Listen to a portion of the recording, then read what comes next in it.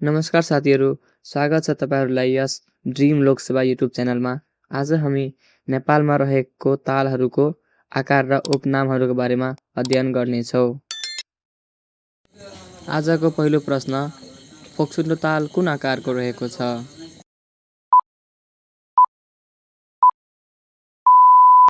साथीहरूको सही उत्तर हो वाइ आकारको अर्थात् त्रिभुज आकारको। अब दोस्रो प्रश्न, रारा ताल कुन आकारको रहेको छ?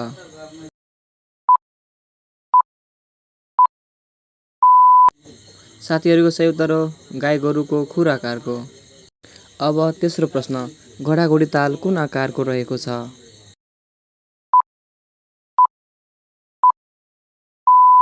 साथीहरूको सही उत्तर हत्केला आकारको। अब चौथो प्रश्न, सुरमा सरोवर कुन आकारको रहेको छ?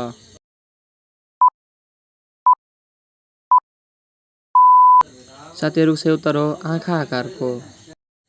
अब अर्को प्रश्न, ढुङ्गा हान्ने ताल भनेर कुन ताललाई चिनिन्छ?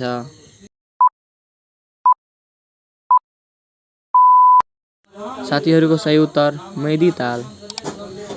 अब अर्को प्रश्न, निर्जीव ताल भनेर कुन ताललाई चिनिन्छ?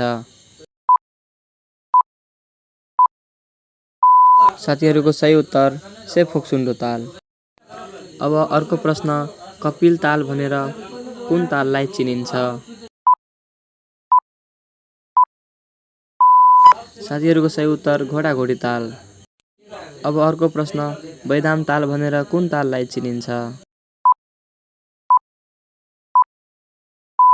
साथीहरूको सही उत्तर फेवा ताल।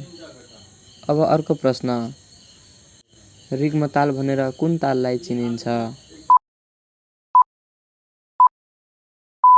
साथीहरूको सही उत्तर फोक्सुन्डो ताललाई।